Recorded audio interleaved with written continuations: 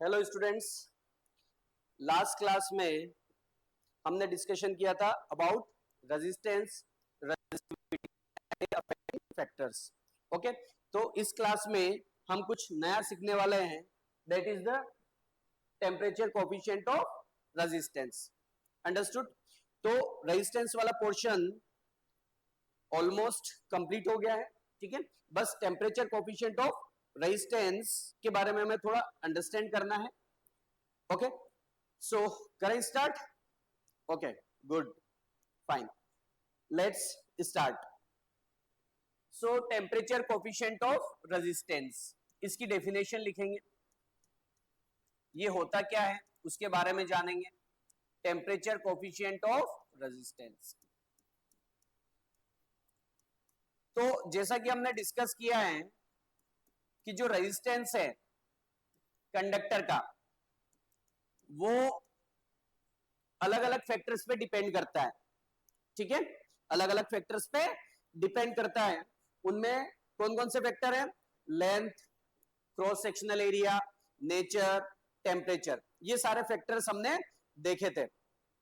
Understood? तो आज हम देखेंगे कि टेम्परेचर पर कैसे डिपेंडेंसी है, उसके बारे में हम डिस्कस करेंगे। तो उसके लिए हमें समझना है temperature coefficient of resistance. Okay, तो इसकी डेफिनेशन समझने के लिए पहले कुछ समझ लेते हैं। जैसे अगर मेरे को लिखना है केवल रेजिस्टेंस, तो मैं क्या लिखूंगा? इसका नोटेशन लिखूंगा जैसे आर। अगर मुझे लिखना है change in resistance, change in resistance, अगर इसको लिखना है तो मैं लिखूंगा डेल आर। ये जो डेल है ये क्या रिप्रेजेंट कर रहा है? चेंज, यानी ये जो ट्रायंगल शेप है इसको बोलते हैं डेल। ओके, ये क्या रिप्रेजेंट कर रहा है? Change, means change in resistance. अगर मुझे लिखना है fractional change, fractional change in resistance, तो कैसे लिखूंगा मैं? Del R by initial resistance. Initial resistance को मैं बोल रहा हूं R1। ओके, तो ये क्या है? Fractional change in resistance. Okay, तो इसकी डेफिनेशन इसी के बेसिस पर मैं लिख रहा हूं। पहले एक बार आप डेफिनेशन लिख लेते हैं, फिर उसको समझते हैं। Okay, so temperature coefficient of resistance, इसको हम अल्फा से डिनोट करते हैं। ठीक है, इसको प्रोनाउंस करेंगे हम अल्फा। ओके, अल्फा से डिनोट करेंगे। So alpha is what? Temperature coefficient of resistance. तो इसको कैसे डिफाइन करेंगे? Fractional change in resistance, fractional change in resistance when change in temperature, change in temperature is equal to 1 unit. ठीक है, means अगर temperature change कर रहे हैं आप कितना? 1 यूनिट। मींस अगर सेल्सियस में बात करें तो 1 डिग्री सेल्सियस, केल्विन में अगर बात करें तो हम 1 केल्विन की बात करेंगे। अंडरस्टूड? तो अगर 1 डिग्री सेल्सियस या 1 केल्विन अगर आप चेंज कर रहे हो तो कितना फ्रैक्शनल चेंज होगा रेजिस्टेंस में, उसको बोलेंगे हम temperature coefficient of resistance. Okay, so इसका फॉर्मूला लिखेंगे हम, that is alpha equals to fractional change in resistance, जैसे अभी लिखा हमने del R by R1। Okay, and per unit temperature change, means temperature में चेंज कितना कर रहे हैं आप? यूनिट 1। तो जब भी यूनिट की बात आती है तो वो कहां आता है? डिनोमिनेटर में। Okay, so del T temperature change, ठीक है, या चेंज इन टेम्परेचर, तो डेल टी। तो डेल टी को अगर 1 रख दू, 1 यूनिट जैसा कि बोला है, तो क्या आ जाएगा? डेल आर बाय R1, जिसको हम क्या बोल रहे हैं? Fractional change in resistance. Okay, so del T को अगर 1 यूनिट रख दू, तो अगर मैंने यहां पे 1 रख दिया तो डेल बाय R1 किसके इक्वल हो जाएगा? अल्फा के। ओके, यही क्या है? Temperature coefficient of resistance. Okay, अगर इसकी एसआई यूनिट के बारे में बात करें तो एसआई यूनिट क्या है? ये रेजिस्टेंस की यूनिट क्या होती है, डेल आर की अगर यूनिट देखें तो इसकी यूनिट होती है ओम, ये रेजिस्टेंस इसकी भी यूनिट क्या है ओम, डेल टी टेम्परेचर, टेम्परेचर की ऐसा यूनिट क्या होती है केल्विन, ओके, तो चेंज इन टेम्परेचर की भी क्या है केल्विन, ओके। और जब चेंज की बात आती है तो केल्विन और सेल्सियस दोनों एक ही बात होती है, ठीक है, कि जब आप चेंज निकालोगे दो टेम्परेचर का तो केल्विन में रख के निकाल रहे हो या सेल्सियस में रख के निकाल रहे हो, दोनों सेम आता है, तो इसकी यूनिट को केल्विन भी बोल सकते हैं या सेल्सियस भी बोल सकते हैं, ओके। सो ऐसा यूनिट इज व्हाट, ऐसा यूनिट इज, क्योंकि ओम से ओम तो कैंसिल आउट हो जाएगा, ये बचेगा केवल केल्विन या सेल्सियस डिनोमिनेटर में, तो अगर ऊपर जाएगा तो क्या आएगा डिग्री सेल्सियस इनवर्स या केल्विन इनवर्स, ठीक है, क्योंकि डिनोमिनेटर में ऊपर जाएगा तो इनवर्स हो जाएगा, तो डिग्री सेल्सियस इनवर्स या केल्विन इनवर्स, तो ये इसकी ऐसा ही यूनिट है, अंडरस्टूड। तो टेम्परेचर कोफिशिएंट ऑफ रेजिस्टेंस को हम इस तरीके से डिफाइन करते हैं, फाइन।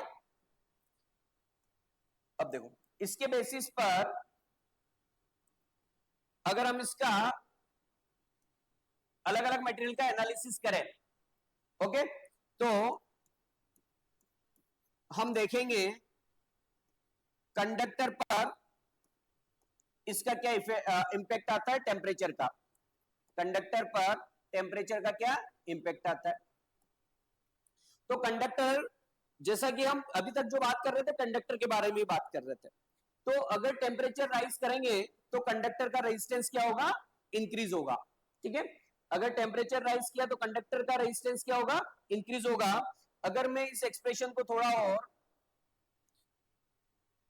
इस तरीके से लिखूं कि आपको टेम्परेचर चेंज हो और रेजिस्टेंस कैसे चेंज हो वो रिलेशन मिले, तो कैसे लिखूंगा देखो, इसको इस पूरे को इसके साथ मल्टीप्लाई में ले जाओ, इधर क्या बचेगा डेल आर, तो एक साइड बचेगा केवल डेल आर और दूसरी साइड क्या आ जाएगा alpha R one del T, इस पूरे को मैं इधर ले गया, del R mean change in resistance, तो final resistance R2 initial resistance R1, तो change in resistance R2 minus R1, alpha as it is R1 as it is del T as it is.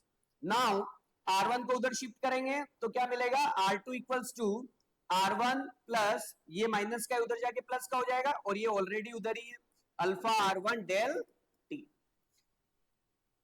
यहां भी इस वाली term में भी R1 है इस वाली टर्म में भी R1 है, so R1 can be taken as common, तो यहां से मिलेगा आपको 1 एंड यहां से आपको alpha del T and this one is R2, fine. तो यहां पे आपको रिलेशन मिला R2 और R1 में विथ टेम्परेचर। अब अल्फा की अलग अलग वैल्यू पर कि अल्फा क्या है पॉजिटिव है नेगेटिव है क्या है, उसकी अलग अलग वैल्यू पर R2 कितना होगा R1 से ज्यादा होगा कि R1 से कम होगा वो डिपेंड करेगा, अंडरस्टूड।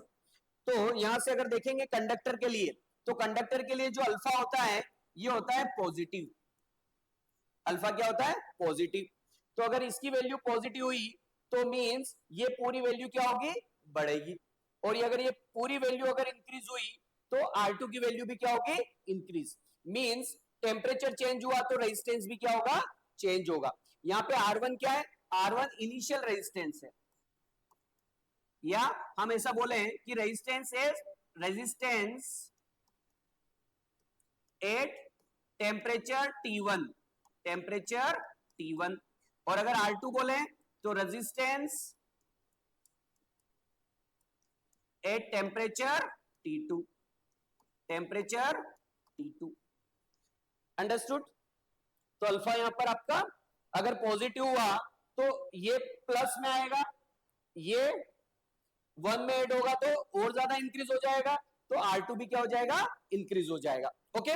सो कंडक्टर के लिए अल्फा पॉजिटिव, इस वजह से टेम्परेचर बढ़ाने पर कंडक्टर का रेजिस्टेंस क्या होता है इंक्रीज होता है, ओके। नेक्स्ट अगर देखें दूसरे टाइप के मटेरियल जिसको हम क्या बोलते हैं सेमीकंडक्टर, सेमीकंडक्टर, तो सेमीकंडक्टर के लिए जो अल्फा होता है वो होता है नेगेटिव। सेमीकंडक्टर के लिए जो अल्फा होता है वो होता है नेगेटिव। तो अगर ये नेगेटिव हुआ तो टेम्परेचर चेंज बढ़ाओगे आप तो ये वैल्यू बढ़ती जाएगी, और ये वैल्यू अगर बढ़ती गई तो ये नेगेटिव के साथ है, मतलब 1 में से माइनस होगा तो ये वैल्यू पूरी क्या हो जाएगी, कम हो जाएगी। क्योंकि ये प्लस हुआ तो ये बढ़ेगा तो ये भी बढ़ जाएगा, ये अगर माइनस हुआ तो अगर इसके बढ़ने से पूरा जो एक्सप्रेशन है वो कम हो जाएगा, क्योंकि 1 में से वैल्यू क्या हो रही है, डिक्रीज हो रही है। अंडरस्टूड? तो ये वैल्यू क्या आ जाएगी, कम। ओके, तो मींस टेम्परेचर बढ़ने पर रेजिस्टेंस क्या हो जाएगा, कम। तो अगर नेगेटिव हुआ तो अगर आप टेम्परेचर बढ़ाओगे तो रेजिस्टेंस क्या हो जाएगा, कम हो जाएगा। ओके, सो थर्ड एलॉय के लिए, ठीक है, एलॉय के लिए, alloy is what, alloy is a mixture of, या हम ऐसा बोल सकते हैं कि substance made up of combination of what, metals, combination of metals, combination of metal से जो सब्सटेंस बनेंगे उनको बोलेंगे हम एलॉय। और एलॉय में फेमस सब्सटेंस जो है that is the nichrome, chromium और निकल से मिलके बना है। ओके, इसके अलावा मैंगनीन, इसके अलावा कॉन्स्टेंटन, कॉन्स्टेंटन, ठीक है, दीज आर द एलॉयज। तो इनके लिए जो अल्फा की वैल्यू होती है ये होती है ऑलमोस्ट जीरो, ठीक है, इसके लिए जो अल्फा की वैल्यू होगी वो ऑलमोस्ट जीरो, जीरो नहीं बोलेंगे आप, ऑलमोस्ट जीरो, ठीक है, या स्मॉल पॉजिटिव, स्मॉल पॉजिटिव, ठीक है। मींस कंडक्टर से अगर कंपेयर करें तो इसकी वैल्यू क्या आती है, बहुत कम आती है, और वैल्यू बहुत कम आएगी तो जो बहुत कम है तो उसको हम जीरो, अप्रोक्सीमेट जीरो मान सकते हैं। अंडरस्टूड? तो एलॉय के लिए अल्फा यानी टेम्परेचर कोफिशिएंट ऑफ रेजिस्टेंस की वैल्यू क्या होती है, ऑलमोस्ट जीरो। तो जीरो होने से होगा क्या कि, जीरो होने से होगा क्या कि अगर टेम्परेचर बढ़ाएंगे तो रेजिस्टेंस बढ़ेगा नहीं, ऑलमोस्ट इक्वल रहने वाला है। ओके, क्योंकि आप यहां से देख सकते हो अल्फा की वैल्यू आपने जीरो कर दी, तो जीरो कर दी तो ये पूरी टर्म जीरो हो जाएगी, और R1 का 1 के साथ मल्टीप्लाई होगा तो केवल R1 बचेगा, तो टेम्परेचर से डिपेंडेंसी खत्म हो जाएगी। ठीक है, सो ये जो पॉइंट मैंने बोले ये हम यहां पे नोट कर लेते हैं, व्हेन, ये नोट में लिख लेंगे हम, when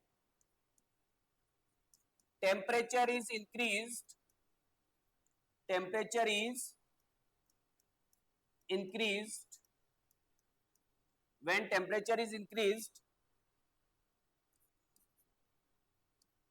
temperature is increased, resistance of number first conductor. तो कंडक्टर के लिए अल्फा तो कैसा है, पॉजिटिव, अल्फा कैसा है, पॉजिटिव। सो इसके लिए क्या होगा, रेजिस्टेंस इंक्रीजेस, रेजिस्टेंस क्या होगा, इंक्रीजेस। अगर हम बात करें सेमीकंडक्टर की, हम बात करें सेमीकंडक्टर की, सेमीकंडक्टर एक्चुअल में होते क्या है, ऐसे मटेरियल जो नॉर्मल टेम्परेचर पर इलेक्ट्रिसिटी को फ्लो नहीं होने देते हैं, मींस ना तो पूरे तरीके से कंडक्टर है और ना ही पूरे तरीके से इंसुलेटर है। ओके, तो नॉर्मल टेम्परेचर पर इनसे कोई इलेक्ट्रिसिटी फ्लो नहीं होती है, बट अगर टेम्परेचर बढ़ा दे तो ये इलेक्ट्रिसिटी को फ्लो करवा देंगे, क्योंकि नॉर्मल टेम्परेचर पर इनका रेजिस्टेंस ज्यादा होता है, बट आपने टेम्परेचर बढ़ा दिया तो रेजिस्टेंस क्या हो जाता है, कम, और जैसे ही रेजिस्टेंस कम हुआ तो करंट फ्लो होना स्टार्ट हो जाता है। ओके, तो सेमीकंडक्टर में अगर आप टेम्परेचर बढ़ाया तो रेजिस्टेंस क्या होता है, कम हो जाता है। ठीक है, क्योंकि इनके लिए जो अल्फा होता है वो कैसा होता है, निगेटिव। ठीक है, इनके लिए जो अल्फा होता है वो क्या होता है, निगेटिव। अब बात करें अगर हम एलॉय की,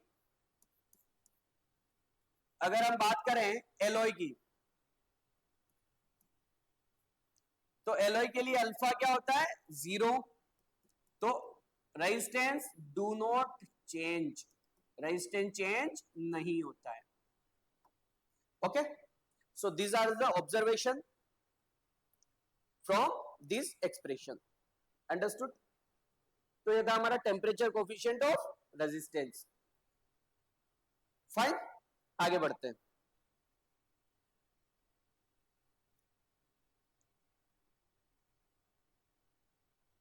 नोट, एक और नोट लिख लेते हैं. R2 इक्वल्स टू क्या है? R1 1 plus alpha del T. तो रेजिस्टेंस और रेजिस्टिविटी में रिलेशन हम लिख चुके हैं, क्योंकि रेजिस्टेंस क्या होता है? Rho L by A. ये रिलेशन हम ऑलरेडी लिख चुके हैं. ओके, तो अगर R2 के लिए लिखेंगे इसको तो क्या लिखेंगे? रो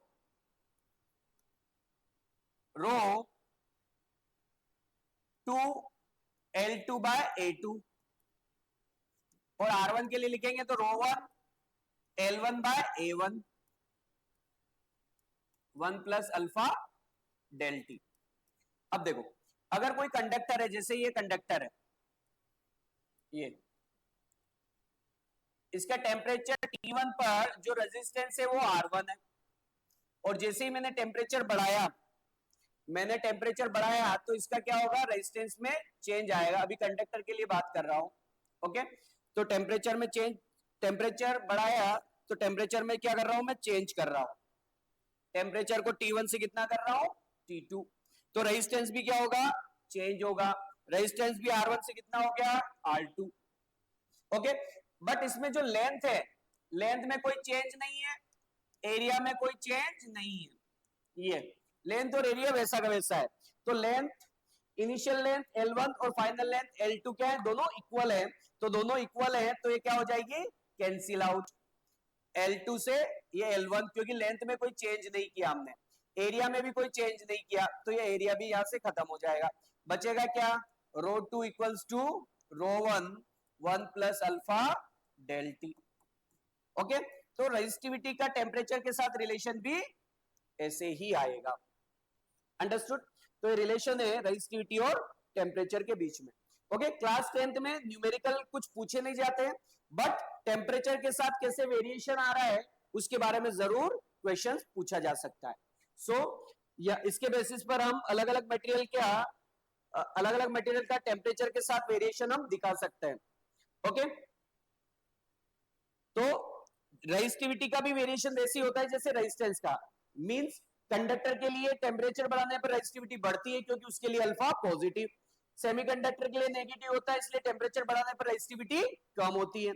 और एलॉय के लिए अल्फा की value almost 0, so resistivity vary नहीं करेगी अगर टेम्परेचर आपने वेरी किया तब भी. Okay, so these are the relation. अब आते हैं हमारा next topic, that is the conductance. Okay, तो कंडक्टेंस होता क्या है? कंडक्टेंस रेजिस्टेंस का क्या है? जस्ट इनवर्स है. मींस रेजिस्टेंस क्या करता है? फ्लो को, इलेक्ट्रिसिटी के फ्लो को क्या करता है? अपोज करता है. इलेक्ट्रिसिटी के फ्लो को रोकता है. कंडक्टेंस क्या करता है? कंडक्ट करवाता है. ठीक है, रोकता नहीं, ये हेल्प करता है. तो रेजिस्टेंस का जस्ट अपोजिट है. तो इसकी अगर डेफिनेशन लिखेंगे तो वो भी इसी फॉर्म में लिखेंगे. क्या? रेसिप्रोकल का मतलब उल्टा, inverse. Reciprocal of resistance is called conductance. Reciprocal of resistance is called conductance. That is, conductance को G से डिनोट करते हैं, तो क्या होगा? ये 1/R. ओके, ऐसा यूनिट के बारे में अगर बात करें इसकी, तो ऐसा यूनिट क्या होगी? 1/ओम. 1/ओम को हम क्या लिखते हैं? जैसे ये ओम. ओके, तो 1/ओम अगर करेंगे इसको, ये तो ओम कहां चला जाएगा? ऊपर. ओम का चला जाएगा ऊपर. तो इसको हम क्या लिख सकते हैं? ओम इनवर्स, ऐसे. और ओम का सिंबल क्या होता है? ऐसा. तो ओम इनवर्स ऐसा लिखा जा सकता है. ओके, एक और तरीके से लिखते हैं हम कि ये जो वर्ड्स है इसको उल्टा कर दो. क्या? MHO. एम को पहले लिख दो, फिर H, फिर O. तो इसको बोलते हैं मो. ओके, मो. Like this. फाइन। सो इसकी ऐसा यूनिट ओम इनवर्स, या तो ऐसे लिखो, या ओम इनवर्स लाइक दिस, या मो, ठीक है, MHO, या इसको अगर लिखें तो सिंबल, इसका सिंबल भी उल्टा हो जाता है लाइक दिस, ये मो का सिंबल है, ठीक है, सिंबल भी उल्टा हो गया, मो इन मो ओनली, ठीक है। ओम इनवर्स का उल्टा करेंगे तो, या ओम इनवर्स को करेंगे तो कैसा लिख देंगे, उल्टा, जैसे ओम का जो सिंबल है उसका जस्ट उल्टा, ये मो का सिंबल है। अंडरस्टूड। तो दिस इज द कंडक्टेंस। तो जैसा रेजिस्टेंस के साथ होता है जस्ट, उसका ये क्या है, अपोजिट है या इनवर्स है, ठीक है। रेजिस्टेंस अपोज करता है, ये क्या करता है, हेल्प करता है। फाइन। तो टेम्परेचर के साथ वेरिएशन भी वैसे ही आएंगे कि कंडक्टेंस, जैसे रेजिस्टेंस बढ़ता है टेम्परेचर के साथ कंडक्टर का, तो कंडक्टेंस क्या होगा, कम होगा। तो जैसा रेजिस्टेंस के साथ हो रहा है टेम्परेचर के साथ, वैसा उसके उल्टा कंडक्टेंस के साथ होगा। अंडरस्टूड। ओके, नोट कर लीजिए इसको।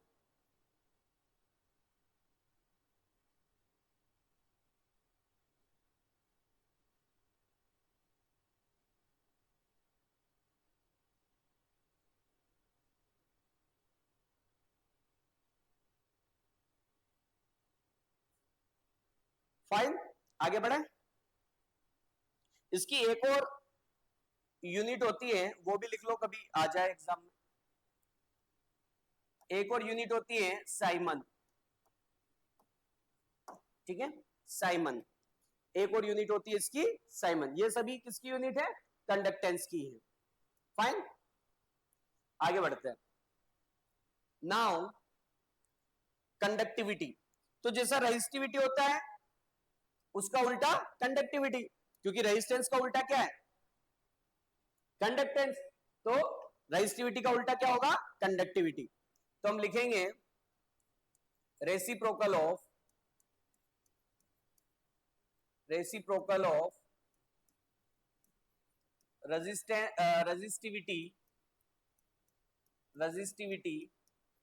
is called conductivity, okay, that is conductivity को सिग्मा से डिनोट करते हैं और रेजिस्टिविटी को रो से। तो रेसिप्रोकल अगर करेंगे तो 1/ρ। ओके, ऐसा यूनिट के बारे में अगर बात करें,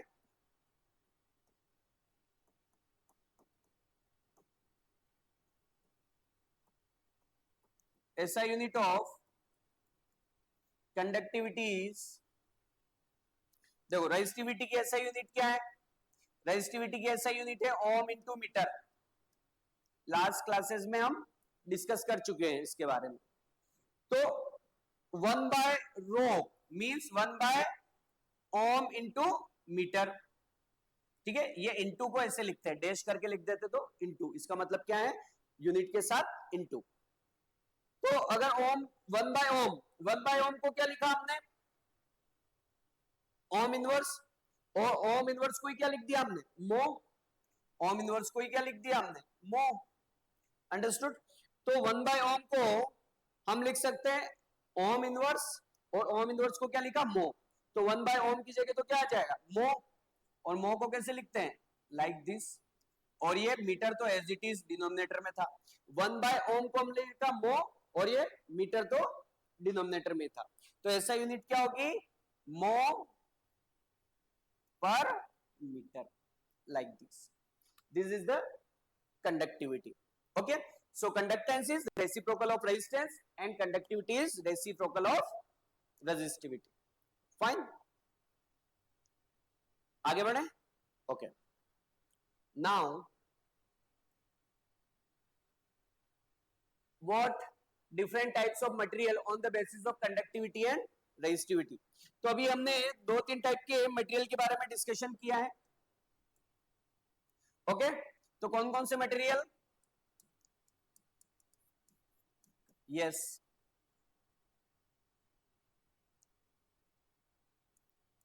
डिफरेंट मटेरियल्स। तो अभी डिस्कशन किया first type conductor, second type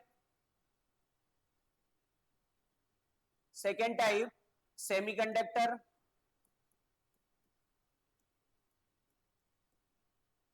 third type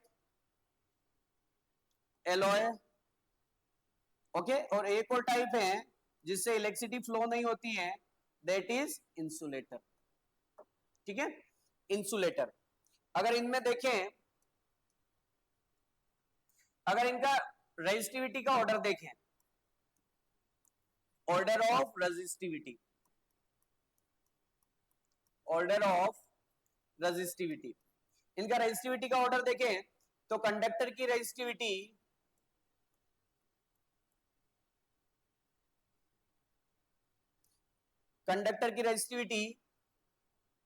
सबसे कम, फिर होती है एलॉय की रेजिस्टिविटी,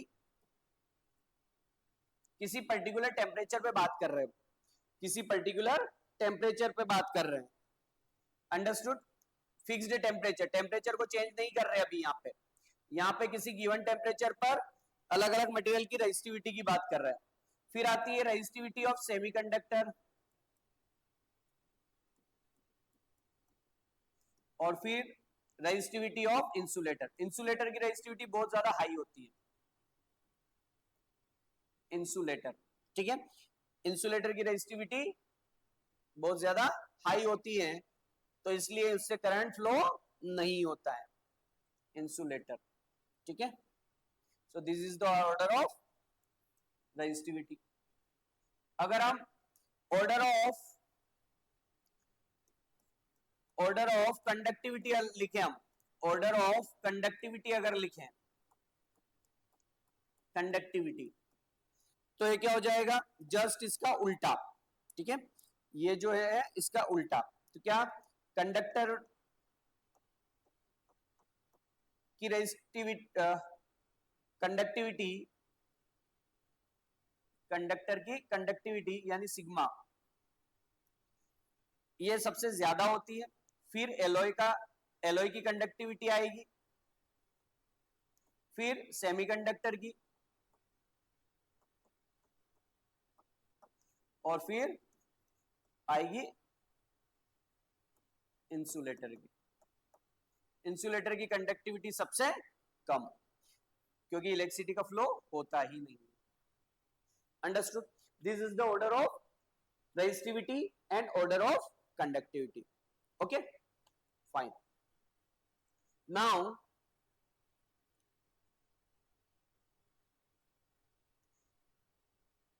क्वेश्चन है, what is order of resistivity in conductor, alloy and insulator. इनका ऑर्डर क्या है? ठीक है, मींस मैग्नीट्यूड किस रेंज का होता है। ठीक है, ऑर्डर का मतलब क्या है कि इनका जो मैग्नीट्यूड है वो किस रेंज का होता है। अंडरस्टूड। ठीक है, हम पावर में बात करेंगे। देखो,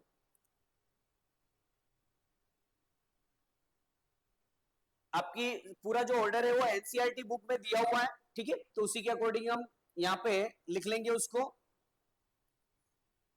इलेक्ट्रिसिटी चैप्टर।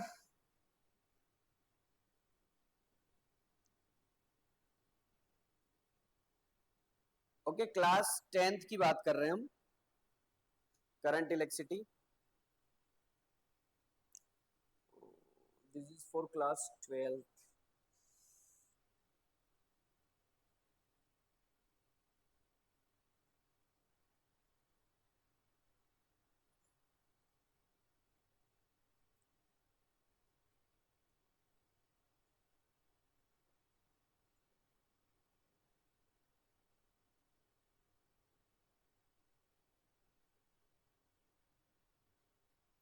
ठीक है, ये वाली टेबल।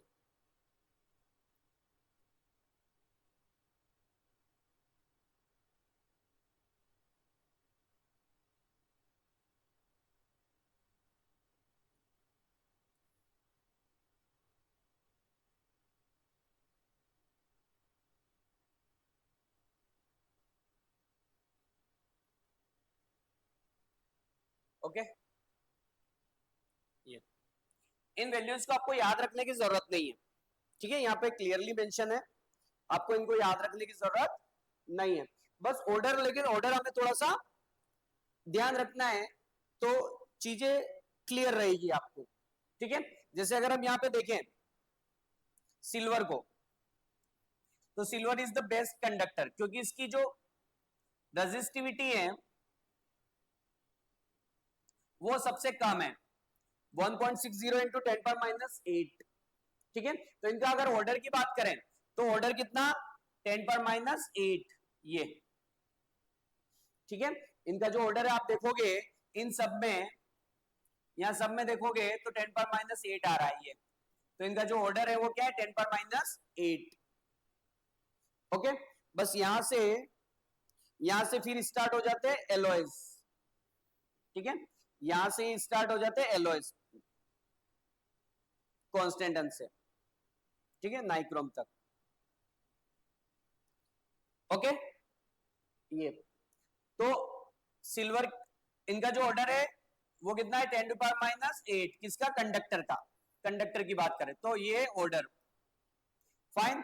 एलॉयज का अगर देखें तो एलॉयज में क्या है, इधर कॉन्स्टेंटन का देखें तो 10 पर माइनस 6, ओके, मैग्नीन का देखें 10 पर माइनस 6, इधर 10 पर माइनस 6, तो इनका जो ऑर्डर है एलॉयज का वो कितना है, 10 पर माइनस 6, ये इनका ऑर्डर है। इंसुलेटर की अगर बात करें तो इंसुलेटर का क्या है, पॉजिटिव में देखो 10 पर 10 टू 10 पर 14, ये माइनस में बहुत कम है, इनके कंपैरिजन में इंसुलेटर का बहुत वेरी वेरी हाई है, अंडरस्टूड। सो इनका ऑर्डर जो देखेंगे तो ऑर्डर आएगा greater than 10 to the power 10, ठीक है, greater than 10 to the power 10 insulator की रेजिस्टिविटी का ऑर्डर है।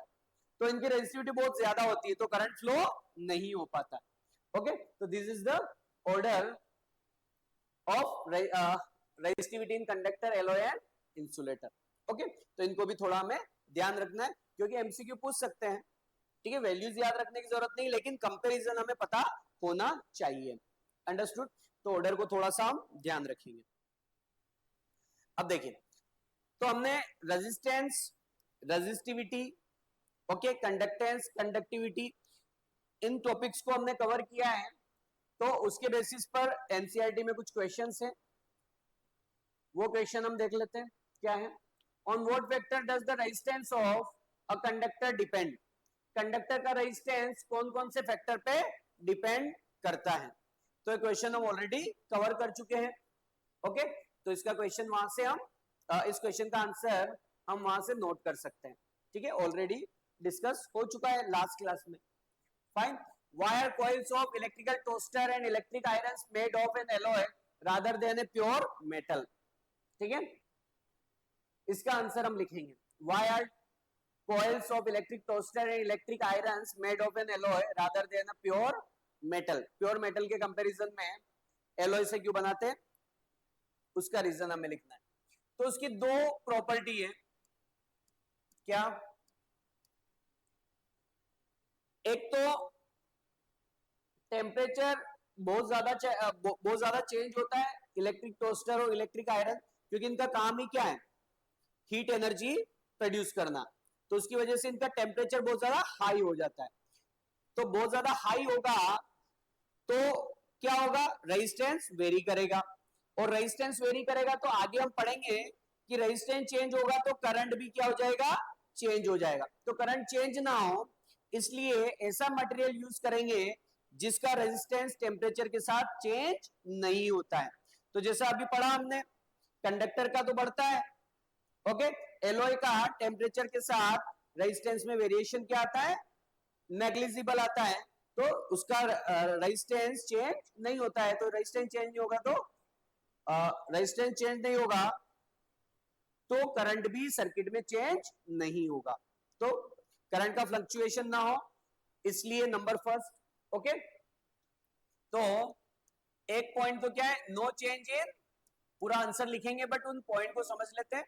No change in resistance of alloy with temperature, with temperature, temperature के साथ इनका रेजिस्टेंस चेंज नहीं होता है। दूसरा, तो आपने देखा होगा जैसे रोटी गरम करते हैं, ज्यादा गरम होगी तो क्या होगा, वो तवे से क्या हो जाती है, चिपक जाती है, ये सुन लो। तो उसी तरीके से अगर मेटल को हम बहुत ज्यादा गर्म करें, ठीक है, फिर अगर गर्म करें तो होता क्या है, ये चिपक जाता है, ठीक है, ये क्या करता था, चिपक जाता है। और एक और कि हाई टेम्परेचर पर ये ऑक्साइड बना लेते हैं। हाई टेम्परेचर पे क्या होता है कि जो मेटल है ऑक्सीजन के साथ रिएक्ट करके, एटमॉस्फेरिक ऑक्सीजन के साथ रिएक्ट करके क्या बना लेंगे, ऑक्साइड बना लेंगे। और ऑक्साइड अगर बन रही है तो केमिस्ट्री में आपने पढ़ा है कि आयरन का ऑक्साइड क्या होता है, रस्ट, जिसको क्या बोलते हैं, रस्ट, रस्टिंग हो जाती है। तो सिमिलरली ये भी ऑक्साइड बना के क्या हो जाएगा, इन पे भी रस्टिंग आ जाएगी एक तरीके से, ठीक, मींस ऑक्साइड बना रही है कौन, कंडक्टर। और एलॉयज जो होते हैं वो हाई टेम्परेचर पर आसानी से ऑक्साइड नहीं बनाते, अंडरस्टूड। तो they do not make any oxide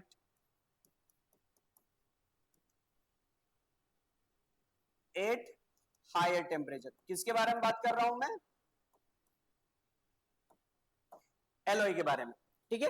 alloy high temperature पर ऑक्साइड नहीं बनाते, कंडक्टर बना लेते हैं। तो ये दो मेन प्रॉपर्टी है जिसकी वजह से हम एलॉय को यूज करते हैं as a electric toaster and electric iron, क्योंकि जहां पे हीट की ज्यादा रिक्वायरमेंट है, ओके, मींस टेम्परेचर बहुत ज्यादा चला जाता है। जैसे बल्ब में, ठीक है, फिलामेंट होता है, पुराने जो बल्ब आते थे उसमें फिलामेंट होता था, उसमें हम टंगस्टन यूज करते हैं। टंगस्टन एक्चुअली हाई टेम्परेचर, क्योंकि उसमें टेम्परेचर इससे भी ज्यादा होता है, ठीक है, टेम्परेचर इससे भी ज्यादा होता है बल्ब में, इस वजह से वहां पे ऐसा हम मेटल यूज कर लेते हैं, क्योंकि एक्चुअल में बल्ब तो क्या होता है, पूरे तरीके से पैक होता है, तो वहां पे ऑक्सीजन का कोई भी इंट्रेंस नहीं है, तो ऑक्साइड बनाने की बात आएगी नहीं, क्योंकि बल्ब क्या होगा, पैक, ऑक्सीजन के कांटेक्ट में तो है ही नहीं, ऑक्सीजन के कांटेक्ट में है नहीं, तो वहां पर वो ऑक्साइड नहीं बना सकता, अंडरस्टूड। तो वहां पे हम टंगस्टन यूज कर लेते हैं, फाइन, क्योंकि उसका मेल्टिंग टेम्परेचर बहुत ज्यादा होता है, ठीक है, मेल्टिंग टेम्परेचर क्या होता है, बहुत ज्यादा होता है, अंडरस्टूड। तो ये दो प्रॉपर्टी है, इसके बारे में हम लिख लेंगे, ठीक है। तो ये जो हमारा सेकंड क्वेश्चन है उसका आंसर है ना, why are coils of electric toaster and electric irons made up of alloy rather than pure metal, ठीक है। फर्स्ट क्वेश्चन तो ऑलरेडी आप लिख लेंगे। तो क्वेश्चन नंबर 2 का आंसर जो अभी मैंने यहाँ पे दिखाया, तो क्या लिखेंगे, due to following property, due to following property of due to following property of alloys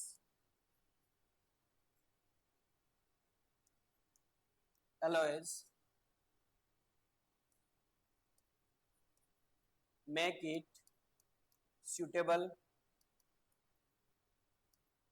to be used in electric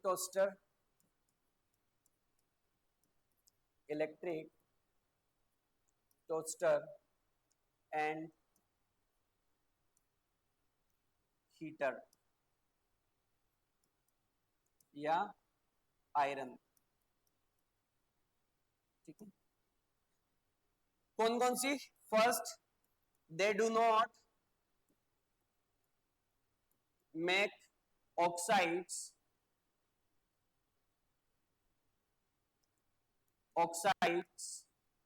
at higher temperature, higher,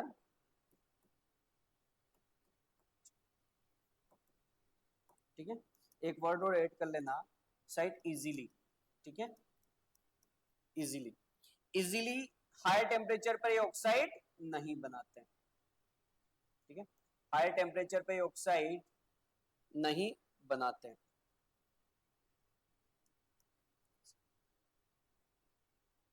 और दूसरा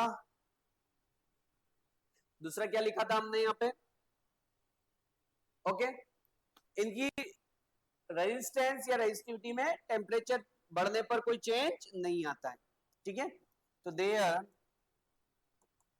resistivity and resistance do not change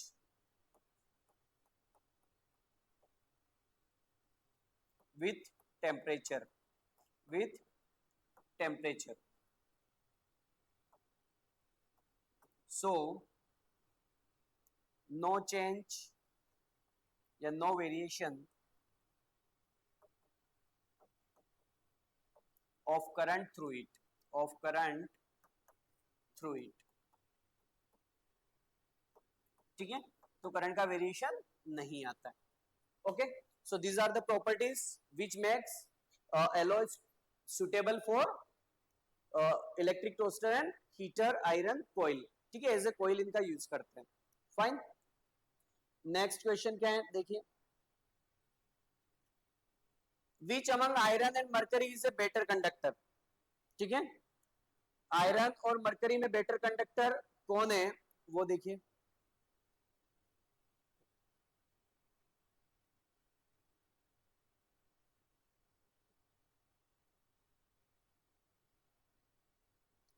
तो आयरन का है ये और mercury का है ये, तो मरकरी नीचे है, ओके, मींस इसकी रेजिस्टिविटी आयरन के कंपैरिजन में क्या है, ज्यादा है। तो आयरन क्या है, आयरन बेटर कंडक्टर है, मरकरी इससे कम बेटर है, ओके, क्योंकि आयरन की रेजिस्टिविटी कम होती है मरकरी के कंपैरिजन में। So iron is the better conductor than mercury, okay. तो उसका आंसर लिखेंगे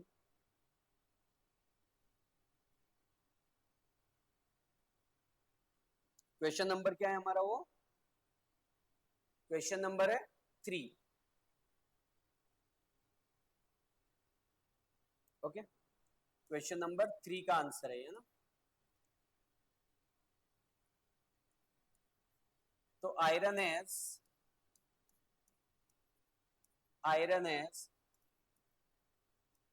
lesser resistivity as compared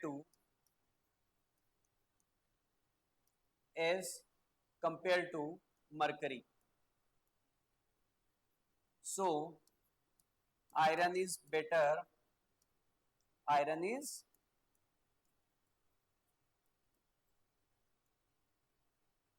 is better conductor, ठीक है। नेक्स्ट क्वेश्चन क्या है वो भी देख लेते हैं। नेक्स्ट क्वेश्चन है which material is the best conductor, ठीक है। तो अभी वापस से हमने ऑलरेडी पहले ऑर्डर लिख लिया है, फिर भी हम देख लेते हैं टेबल में। तो सिल्वर जो है इसकी रेजिस्टिविटी सबसे कम, जैसे जैसे नीचे जाएंगे रेजिस्टिविटी क्या हो रही है, बढ़ रही है। तो सिल्वर की रेजिस्टिविटी सबसे कम, मींस इलेक्ट्रॉन के फ्लो को या करंट के फ्लो को सबसे कम अपोज कौन करेगा, सिल्वर। तो silver is the best conductor, okay. So silver is the best conductor. तो क्वेश्चन 4 का answer silver is the best conductor, silver is best conductor, ठीक है। सिल्वर क्या है, बेस्ट कंडक्टर, फाइन, ओके।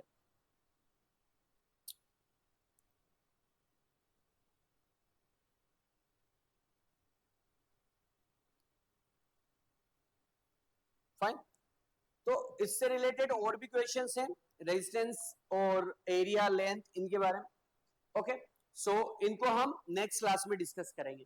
तो यहां तक जितना पढ़ाया है वो सारी चीजें आपको क्या हो जाना चाहिए, क्लियर, सो दैट कि कोई भी क्वेश्चन अगर एग्जाम में आए तो हम इजीली उसका आंसर कर सकते हैं, फाइन, ओके। तो इससे आगे नेक्स्ट क्लास में पढ़ेंगे, ओके। तब तक के लिए धन्यवाद, बाय बाय। और पढ़ाई करते रहिएगा, जो भी डाउट है डाउट लेके आइएगा, ठीक है। उनको डिस्कस करेंगे और अपने नॉलेज को क्या करेंगे, इंप्रूव करेंगे, okay. Fine, good luck, bye bye.